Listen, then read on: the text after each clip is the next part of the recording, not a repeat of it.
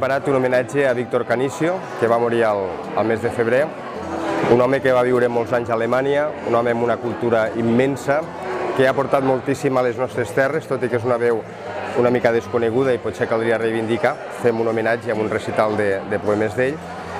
I una segona part que seran poemes lliures dels poetes que han vingut a recitar i és el que hem preparat. Llavors, Joana ha fet tot este marc que sembla com si fos una taverna, amb el cava, amb els fruits secs. Ens acompanyarà el guitarrista Albino Tena, que interpretarà els temes, i Carlos Valldepérez, que cantarà una cançó, un poema musicat de Pep Soquet. És un autor d'una gran vàlua. Què és el que passa? Que ell escrivia en castellà. I quin era el problema? El problema és que en les nostres terres l'ús del català és el més freqüent, el més habitual.